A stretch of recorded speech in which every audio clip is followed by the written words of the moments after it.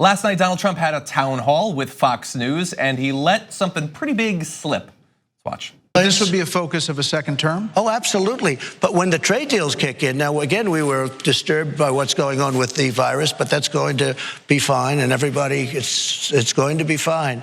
But, you know, that was a disturbance. But I will say this, when these trade deals kick in, and when the economy is the best economy we've ever had, it's nothing compared to what it's going to be when the trade deals kick in. But if you don't cut something in entitlements, you'll never really deal with the debt. We'll be cutting, but we're also going to have growth like you've never had before. There he's talking about the national debt, which has grown by $3 trillion since he became president, and it's prompted by Martha McCallum. Well, if you don't start cutting Social Security, Medicare, and Medicaid, how are you going to deal with it? And he's like, oh no, we're going to be cutting.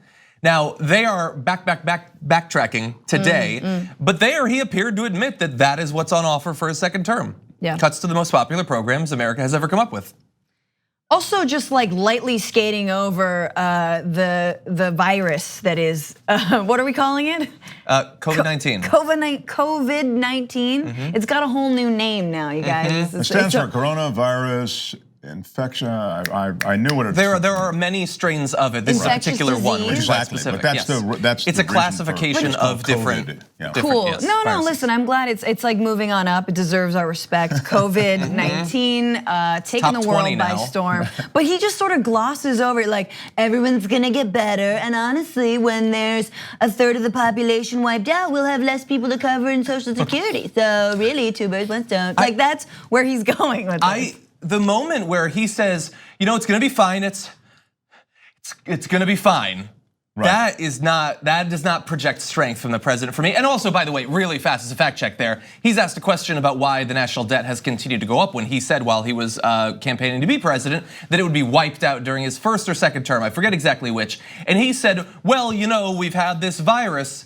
No. We here in America have been affected by it for a month, 2 months, maybe 3, lightly. That is not why $3 trillion was added to the national debt. That was pre-COVID-19. Of course. So he does a couple of things there. I think as Francesca rightly points out, he quickly skips over the coronavirus, COVID-19, as though it was something that we had a wager as to who would first call it what I just did. That's the reason I paused. That's its street name. COVID-19. He skipped over it because clearly that's, he doesn't know anything about it. I mean, he really is someone who's short on details. He wants to message everything's going to be fine, everything's going to be fine. From an economic standpoint, I get why. You need to build consumer confidence, you need to build investor confidence, and all of those things. But the second thing he points to, and it's just amazing to watch him do it, is tomorrow is going to be better. You wait till the second term. Wow, we are really going to take off. He is still selling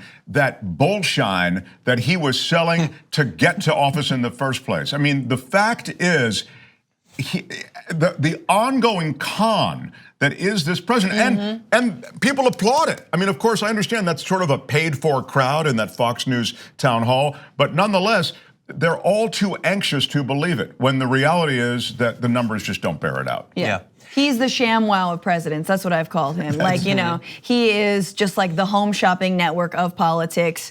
You know, you got to see it to believe it. Wait for it, wait for it. You know, he is the snake oil salesman, and he always has been. And I think this absolutely speaks to what he is selling the American people and what he's selling the GOP, which is, I will be your Trojan horse for actually cutting entitlements. Things you wanted to do this entire time, but you couldn't get away with it. You needed a racist celebrity to sell it for you, and that's what he's delivering. Yeah, and I think he's worried that he revealed that. He tweeted this morning, I will protect your Social Security and Medicare just as I have for the past 3 years. We're gonna fact check that. But sleepy Joe Biden will destroy both in very short order, and he won't even know he's doing it. In the second hour, we are going to have a bit of a discussion about Joe Biden's position on Social Security and the unfortunate fact that Donald Trump, if Biden is the nominee, is going to be able to use this against him.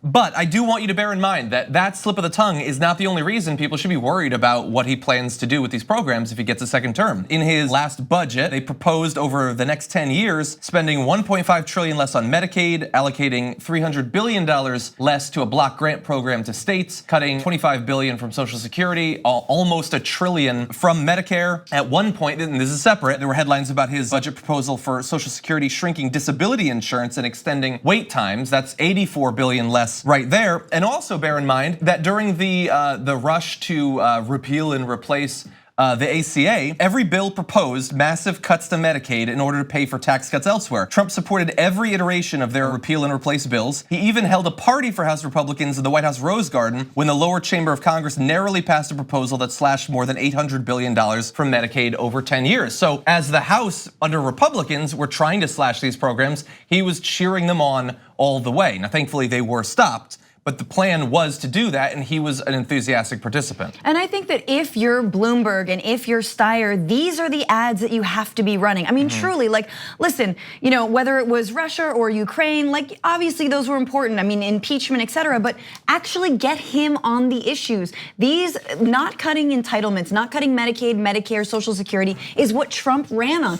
People, I don't know how they were watching the same guy we all were, but when Trump said, you're gonna have something better than Obamacare, people believed him. So if you've got money, if you actually want to help the Democratic Party and cause, you're going to run those ads that expose him on this particular issue. I think that's a great point Francesca's making. You can really hold his feet to the fire on this issue, which is so important to so many Americans.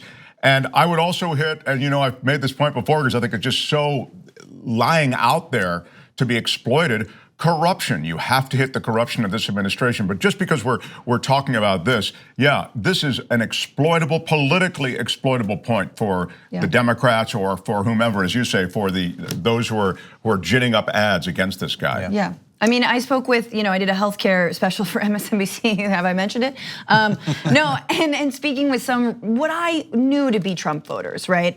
We didn't talk about national politics much, but they said, if it weren't for Medicare, I would be dead. The best thing for my healthcare was getting to 65. That if I hadn't had a birthday, I would. This woman had leukemia and she couldn't afford her medicine and she couldn't afford to go to the doctor. And those are the gettable votes. And for me, those are the gettable votes that I know you're gonna talk more about this, but that Bernie Sanders will, if he's given the chance in the general, will bring over to his side. And a lot of Democrats don't like that, but guess what? It works, right? And when you see and when you expose this president lying to the people for saying that he wouldn't cut these programs, guess what? He is, and that will bring Republicans who did vote for him over to the other side. I don't know. Now, having just agreed with you on something, I don't know that those people are so easily brought over to the other side. And this is part of a broader conversation we can have maybe over a few episodes. Obviously, there's going to be a ramp up to the general, but I think there is such strong identity politics. Things have become so tribal in this country that even those people that Francesca's talking about, even those people that are being brutalized by this administration in terms of their benefits being eliminated, even they, because I've read a bunch of accounts too from people who go, it's been tough, we've lost this, we've lost that, but Trump's our guy. I met someone like that when I was canvassing with Cenk up in the high desert. So, I mean, she's losing. People vote against their interests? She's losing her house. She was literally talking about losing her house the next month,